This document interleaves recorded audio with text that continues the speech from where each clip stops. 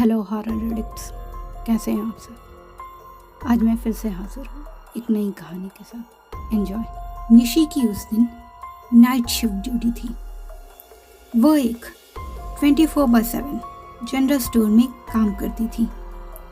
घर में पैसों की तंगी की वजह से कुछ एक्स्ट्रा इनकम के लिए उसने नाइट शिफ्ट ले ली थी।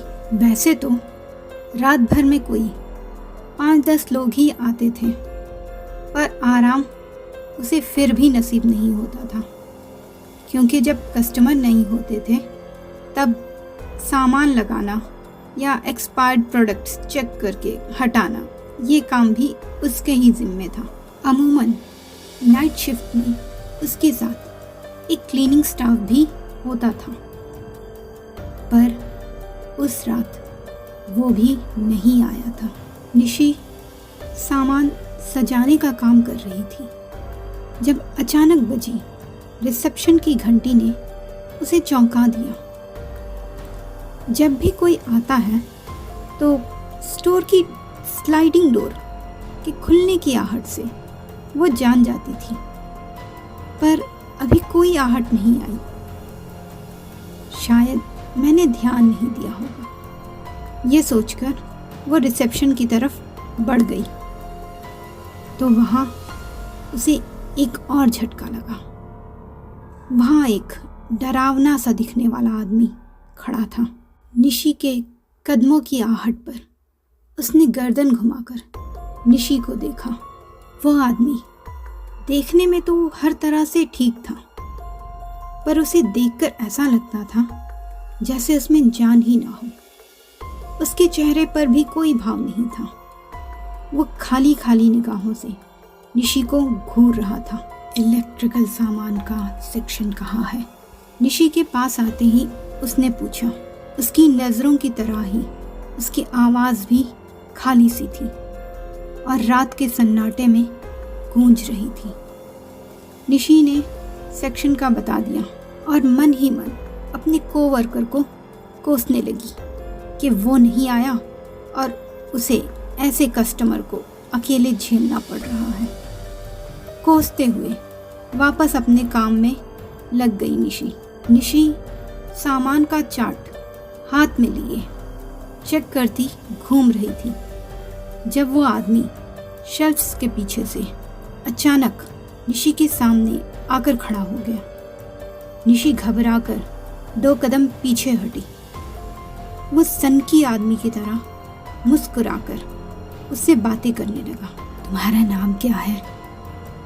कहाँ रहती हो तुम नाइट शिफ्ट क्यों कर रही हो? हद तो तब हो गई जब उसने निशी के कंधे पर हाथ रख दिया और पूछने लगा, तुम कितने साल की हो? तुम्हारा कोई बॉयफ्रेंड है क्या? निशी ने एक झटके के साथ उसका हाथ हटाया और गुस्से में बोली, आप बेकार की बातें ना करके अपने काम से काम रखें तो बेहतर होगा। ये कहकर निशी पलटी और तेज कदमों से पीछे बने स्टोर रूम की तरफ बढ़ गई। उसे ध्यान आया कि उस आदमी का हाथ बर्फ की तरह ठंडा था, पर उसने उसे नज़रअंदाज किया। उसने पहले हल्के से पीछे मुड़कर देखा तो वो आदमी नहीं था। उसने रूम में पहुंचकर झट से दरवाज़ा लॉक कर लिया। फिर लंबी गहरी सांसें लेते हुए उसने खुद को शांत किया। उसने सोचा, थोड़ी देर यहीं रुक जाती हूँ, वो खुद चला जाएगा। फिर सोचा, वो बिना पैसे दिए चला जाएगा। जाता है तो जाने दो, मैं भर दूंगी पैसे, जान तो बचेगी। यही सब सोचते हुए कोई आधे घंटे बाद उसने बाहर निकलने का सोचा। जैसे ही डोर हैंडल पर उसने हाथ रखा, उसे कमरे के सामने किसी के चक्कर काटने की कदमों की आहट सुनाई दी। अब डर निशी पर पूरी तरह हावी हो चुका था। उसे समझ नहीं आ रहा था कि वो क्या करे। पसीना उसके शरीर से पानी की तरह बह रहा था। उसने उल्टे हाथ से माथे का पसीना पोंछा और बाहर क्या हो रहा है ये जानने के लिए उसने की होल में से देखने का सोचा। वो कांपते हुए झुकी और अपनी बाईं आंख बंद करके दाईं आंख से जब की होल में देखा तो उसका कलेजा उसके मुंह को आ गया। की होल के उस तरफ से एक पत्थर जैसी आंख की होल में झांक रही थी। निशी बदहवास होकर बेतहाशा चीखने लगी और चीखते चीखते बेहोश हो गई। पानी की छींटें जब उसके चेहरे पर पड़ी तो उसे होश आया। तब भी वो बोलने की हालत में नहीं थी।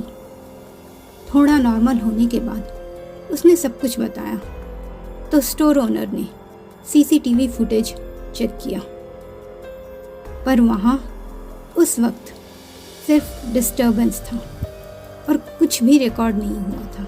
निशी की समझ में नहीं आया कि ये सब क्या था, वो इंसान था या कुछ और। उसके बाद से निशी ने कभी कोई नाइट शिफ्ट नहीं की।